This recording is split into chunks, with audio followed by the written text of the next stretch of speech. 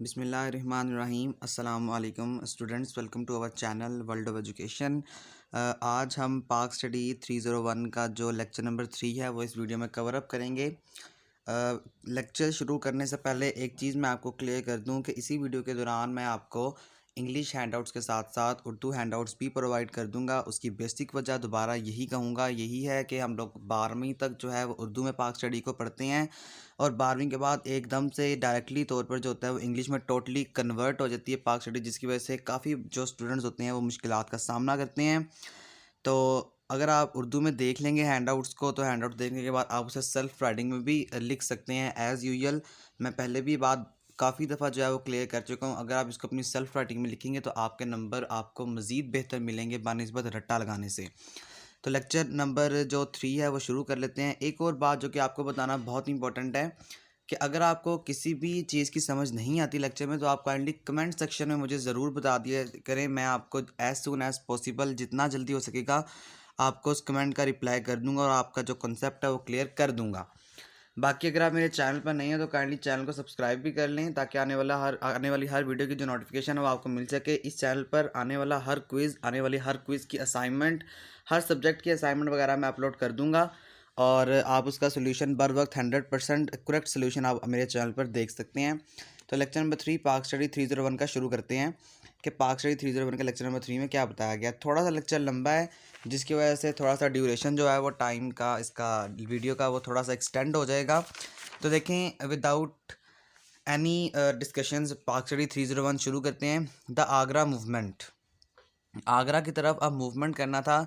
अब जो वार थी the war of independence 1857 ended in a disaster for the Muslims.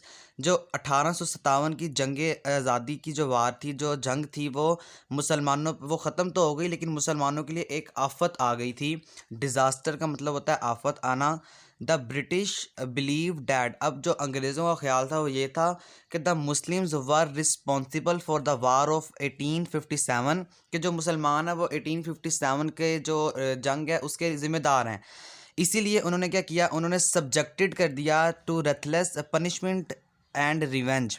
देखें सब्जेक्टेड का मतलब होता है कि निशाना बनाना, टू रेथलेस का मतलब ये होता है कि बेरहम तरीके से मुसलमानों को पनिशमेंट देना शुरू कर दी थी, जिसकी वजह से क्या था कि अब मुसलमानों से मज़ीद जो ब्रिटिश की जो नफ़रत थी वो बढ़ चुकी थी। 1857 की जंग अज़ीम में मुसलमानों का ऐसा कोई जो हाथ वगैरह था वो नहीं था, लेकिन उसके बावजूद हिंदुओं की एक साजिश के तहत क्या था, इन्होंने मुसलमानों पर सारा मलबा डाल दिया और मुसलमानों पर तब से लेकर जो 1947 है यानी कि जंग आज़ादी से लेकर आज़ादी तक, अपना मुल्क की आज़ादी तक ब्रिटिश ने और जो हिंदू हैं इन लोगों ने मुसलमानों पर आफतों के पहाड़ों को तोड़ा। फिर आगे सर सैयद अहमद ख़ान का इसके अंदर किरदार क्या था। सर सैयद अहमद ख़ान का किरदार एज अ लॉन्ग क्वेश्चन आपके पास आ सकता है मिड टर्म में। इस चीज़ को आप मज़ीद बेहतर तरीके से याद भी कर लें। इसी लॉन्ग को मैं उर्दू हैंडआउट्स में भी आपको जो है वो क्लियर कर दूंगा कि देखें जी सर सैयद अहमद ख़ान ने क्या किया, इन्होंने मॉडर्न एजुकेशन को जो है वो प्रमोट किया था कि अब मुसलमानों के लिए एक ऐसी एजुकेशन होनी चाहिए जिसकी वजह से हम लोग इंग्लिश को सीखें और इंग्लिश को सीखने के बाद हम अंग्रेज़ों को ये बता सकें कि जितनी भी जंग अज़ीम है या जंग अज़ीम में जो कुछ भी हुआ है उसमें मुसलमानों का ऐसा कोई भी हाथ नहीं है। जी तो देखें, after the Muslims rule the new ruler the British implemented a new educational policy with drastic changes. The policy restricted Arabic, Persian and religious education in schools and made English as the only medium of instruction as well as the official language in 1835। Urdu handouts के अंदर इसको देख लें और उसके बाद इसको अपनी वर्डिंग में लिखना शुरू कर दें कि मुस्लिम हुक्मरानी के बाद नए हुक्मरानों अंग्रेज़ों ने सख्त तब्दीलियों के साथ एक नया तालीमी पॉलिसी को नाफद कर दिया। इसी पॉलिसी ने स्कूलों में अरबी, फ़ारसी और दीनी तालीम पर पाबंदी आयद कर दी थी और अंग्रेज़ी को तालीम का वाहिद ज़रिया बनाने के साथ साथ 1835 में सरकारी ज़ुबान भी बना दिया गया था। यानी कि अब क्या हो रहा है, अब यही बात वो कर रहा है कि अब जो मुसलमान जो थे अपने एजुकेशन सिस्टम के मुताबिक अरबिक तालीम को सीखा करते थे, अरबिक तालीम को उन्होंने ख़त्म कर दिया और इसके बजाय इंग्लिश की जो तालीम है उसको देना शुरू कर दिया। शुरू के ज़माने में क्या था कि मुसलमान इंग्लिश के सख्त ख़िलाफ़ थे, जिसकी वजह से मुसलमानों का ये ख्याल था कि इंग्लिश लैंग्वेज जो है इसको सीखना इस्लाम के मुतरादिफ़ है। जो मैंने आपको बताया वो आप इसे अपनी वर्डिंग में लिख सकते हैं। बारहा दफ़ा मैं इस चीज़ को रिपीट कर रहा हूँ कि अगर आप लिखेंगे तो आपके नंबर आएंगे। ये लाहौर बोर्ड वाला कोई हिसाब नहीं है कि अगर हम इसे सेल्फ राइटिंग में लिखेंगे, रट्टा लगाएंगे तो इतना लंबा रट्टा आप नहीं लगा सकते। तो उर्दू में हैंड आउट प्रोवाइड करने का मकसद ये है कि आप यहाँ से देखकर अपनी वर्डिंग में अपनी वोकैबलरी को बेहतर करके लिख सकें। कि देखें अब क्या था, अब जुल्म के पहाड़ जो थे वो टूट पड़े थे। उसके बाद क्या हुआ, a wrong attitude of everything modern and western and disintegrations to make use of opportunities opening under the new imagine were created among the Muslims। यानी ये वही बात कर रहा है कि मुसलमान इस चीज़ का ख्याल रखते थे, इस चीज़ का तसव्वुर करते थे कि जो इंग्लिश है उसको सीखना इस्लाम के बिल्कुल ख़िलाफ़ है। फिर दूसरा पैराग्राफ है जी, such were the days of despair and despondency when Sir Syed appeared on the horizon of Muslim India to rescue them। अब रेस्क्यू कर लिया था सर सैयद अहमद ख़ान ने। इस अहम मौके पर बड़ा अहम किरदार अदा किया था। Sir Syed had the convention that regeneration of the Indian Muslim had not at all realised that mankind has entered a very important phase of its existence. इसका मतलब क्या है? इसका मतलब ये है कि अब क्या हुआ था, अब जब सर सैयद अहमद ख़ान ने आए तो सर सैयद अहमद ख़ान के आने के बाद उन्होंने मुसलमानों को इस चीज़ का ख्याल दिलाया कि अंग्रेज़ी को सीखना इस्लाम के मुतरादिफ नहीं है। क्यों नहीं है? देखें जी, यहाँ पर लिखा हुआ है कि यहाँ से रुझान तवील अरसे तक जारी रहता तो मुस्लिम कम्युनिटी के साथ तबाहकुन साबित होता। ऐसे ही मायूसी और मायूसी के दिन थे जब सर सैयद अहमद ख़ान ने इन्हें बचाने के लिए मुस्लिम हिंदुस्तान में आकर, सर सैयद को ये यकीन था कि मुस्लिम हिंदुस्तान में आए और इसके बाद सर सैयद को ये यकीन था कि हिंदुस्तानी मुसलमानों की तख्लीक नौ के लिए तस्वुर ही नहीं किया जा सकता। फिर उसके बाद थर्ड पैराग्राफ देख लें। थर्ड, इसमें भी वही बात बार बार रिपीट कर रहा है कि sir Syed Ahmed Khan first and foremost objective was to modernise the Muslim following the western cultural values and called created friendly atmosphere for the two communities. कि अब क्या था, अब ये था कि सर सैयद अहमद ख़ान की अव्वलीन तरजीह ये थी। क्या अव्वलीन तरजीह थी? कि एक जदीद जो एजुकेशनल सिस्टम है वो मुसलमानों को भी प्रोवाइड किया जाए ताकि मुसलमान अंग्रेज़ों के साथ कम्युनिकेट कर सके, बात कर सके और उनको ये समझाया जा सके कि आप जो सोच रहे हैं, जो उनका नुक्ता नज़र है, जो उनका स्टांस ऑफ थॉट है, यानी सोचने का जो नज़रिया है वो बिल्कुल गलत है। मुसलमान एक ऐसी कौम है जो कि जंग के बजाय जंग के बजाय क्या होता है, जंग के बजाय वो एक जंग ना करने में तरजीह देती है, यानी जंग नहीं करवाती।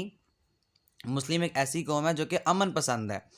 मगरबी सकाफती इक़्तिदार पर चलने वाली मुस्लिम को जदीद बनाना था जो दोनों बरादरियों के लिए दोस्ताना माहौल पैदा कर सके। इन्होंने अपनी बरादरी को मगरबी फ़लसफ़े और अंग्रेज़ी अदब सीखने के लिए हौसला अफजाई दी ताकि हुक्मरान लोगों का साथ दिया जा सके। यानी ये देखें, वही बात है जो मैंने आपको पहले भी बता दिया है कि इन्होंने क्या किया था, इन्होंने अपना एजुकेशनल सिस्टम को इसी वजह से अप किया था ताकि हम लोग कम्युनिकेट कर सकें, हुक्मरानों से बात करने के काबिल हो जाएं कि हाँ आप जो सोच रहे हैं वो ऐसा बिल्कुल भी कुछ भी नहीं है। मुस्लिम एक अमन पसंद कौम है और ये जंग और फसाद नहीं चाहती। फिर उसके बाद कुछ पॉइंट्स हैं एज अ शॉर्ट क्वेश्चन, ये इंपॉर्टेंट है। इसमें देखें कि अब क्या था, ये इमीडिएटली ऑब्जेक्टिव थे जो कि आपको याद करने हैं कि to remove the state of tension between the Muslims and the British government. यानी कि अब सर सैयद अहमद ख़ान क्यों चाहते थे कि इनके दरमियान जो है वो इंग्लिश लोग सीखें, इनके दरमियान तसादुम क्यों पैदा हो रहा था। अब देखें, हम लोग कम्युनिकेट नहीं कर सकते थे उस वक्त में क्योंकि उस टाइम पर इंग्लिश को इस्लाम के मुतरादिफ समझा जाता था, जिसकी वजह से हम लोग अंग्रेज़ों के साथ बातचीत नहीं कर सकते थे और जो हिंदू लोग हैं इसी चीज़ का फ़ायदा उठा रहे थे। तो सर सैयद अहमद ख़ान ने ये ऑब्जेक्टिव दिए थे। ऑब्जेक्टिव का मतलब होता है कि सर सैयद अहमद ख़ान ने इस ख्वाहिश का इजहार किया था, ये असूल दिए थे हमें कि हम लोग रिमूव कर देंगे state of tension between the Muslim and the British government. यानी कि अगर हम बातचीत कर सकते हैं तो बातचीत के ज़रिए हम लोग उनको बता देंगे कि आप जो सोच रहे हैं, जो टेंशन है वो बिल्कुल गलत है। फिर to indicate them to get jobs and other facility under the new government. अगर हम मॉडर्न एजुकेशन को सीख लेंगे तो मॉडर्न एजुकेशन को सीखने के बाद हम लोग इस काबिल हो जाएंगे कि हम लोग गवर्नमेंट से न्यू जॉब्स जो हैं उनको ले सकें।